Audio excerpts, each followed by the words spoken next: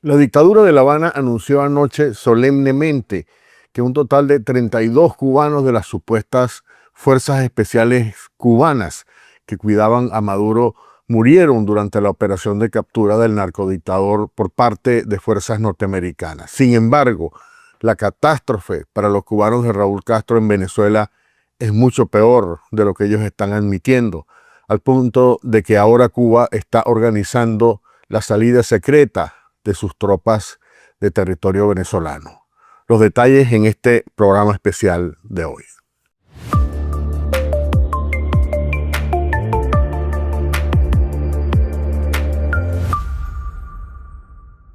El día de ayer, un vocero de la dictadura cubana anunció la muerte de 32 agentes cubanos militares de las llamadas avispas negras, la élite militar cubana que tenía la misión de proteger al narcodictador venezolano.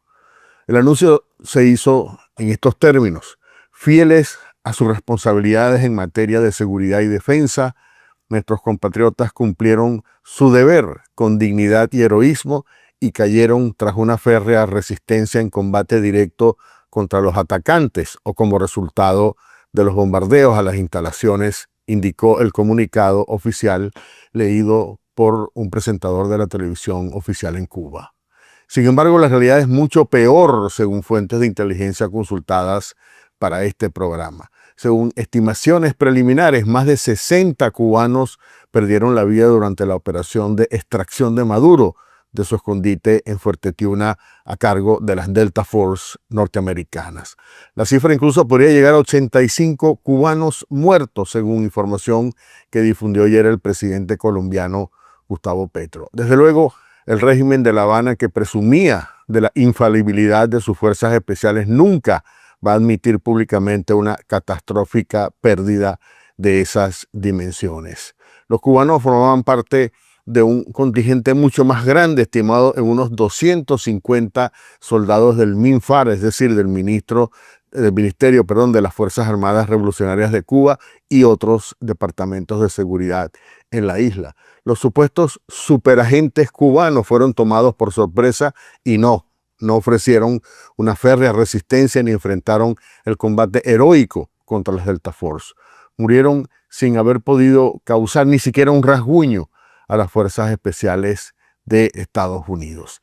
Y les comparto en este punto una serie de datos cruciales para entender la dimensión catastrófica que está significando para Cuba la operación de captura de su protegido Nicolás Maduro.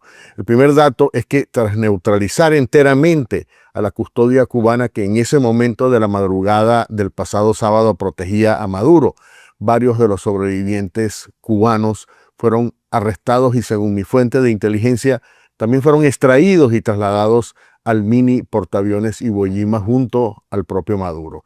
Se trata de un dato muy importante, devastador, porque estos soldados cubanos arrestados podrían no solo confirmar el nivel y el alcance de la penetración cubana en Venezuela, sino quizá pudieran suministrar información crucial sobre los métodos, las ubicaciones y las estrategias cubanas para mantener en pie lo que queda del régimen dictatorial en Venezuela. Como es sabido, han sido los cubanos los encargados de mantener la estructura represiva, principalmente concentrada en el sector militar venezolano, para evitar conspiraciones, disidencias y sobre todo alzamientos militares para sacar a Maduro del poder. El segundo dato no es menos importante. Según una fuente diplomática en Washington, la custodia cubana fue barrida prácticamente porque existía el temor de que ejecutaran la orden aparentemente que habían recibido desde La Habana de impedir que Maduro fuese capturado con vida. La razón por la cual Delta Force mató a toda la escolta cubana de Maduro es que la CIA tenía la información de que la escolta cubana tenía órdenes de no permitir que Maduro fuera capturado vivo. Tenían la orden de matarlo antes porque Maduro tiene todos los secretos de lo que ha hecho Cuba y sigue haciendo, no solo en Venezuela, sino en muchos países. Esto me dijo esta fuente diplomática de alto nivel. Es parte de la razón también por la cual las fuerzas especiales Delta Force abrieron un espacio en los helicópteros que enviaron para el traslado de Maduro, para acomodar también a este grupo de soldados cubanos de su custodia que fueron capturados durante la operación. El tercer dato me fue suministrado por una fuente de inteligencia muy familiarizada con estas operaciones y es este. Cuba estaría sacando secretamente a sus tropas más comprometidas fuera de Venezuela vía Colombia por las implicaciones de que caigan más soldados y que Estados Unidos utilice la presencia cubana en Venezuela como excusa para incluir a Cuba en la lista de objetivos militares. Es muy bien sabido que los cubanos estaban metidos no solo en la custodia de Maduro, sino en todas las guarniciones militares, particularmente en Fuerte Tiuna y también en los servicios de inteligencia, espionaje y represión de la dictadura. Según estos mapas que están viendo que elaboramos para nuestro libro Cubazuela, que publiqué junto con la Fundación de Derechos Humanos en Cuba, la presencia cubana se extendía a 16 guarniciones, bases aéreas y navales en todo el país, además de Fuerte Tiuna, donde concentraban su presencia militar de alto nivel. Como pueden ver en este mapa de Fuerte Tiuna, los cubanos estaban acantonados en una veintena de lugares dentro del complejo militar en la capital venezolana, incluyendo casas y apartamentos de habitación y en comandos claves como el grupo blindado Ayala, que por cierto fue destrozado casi por completo por los ataques de Estados Unidos, también el batallón Oleari, el batallón Bolívar y la casa del alto mando militar en ese fuerte militar. Y desde luego en los escondites que Maduro, que no era uno, sino varios dentro de las instalaciones de Fuerte Tiuna. Asimismo, operadores de contrainteligencia cubana estaban activos en lugares como el SEBIN, el DIGESIM, la Policía Nacional Bolivariana y las direcciones de inteligencia de la Guardia Nacional, de la Fuerza Aérea, del Ejército y de la Armada. Y según denuncias presentadas ante la Corte Penal Internacional, jugaban un papel clave estos actores cubanos en los interrogatorios y las torturas aplicadas a presos políticos, tanto civiles como militares, en las mazmorras del DIGESIM y el SEBIN en Caracas.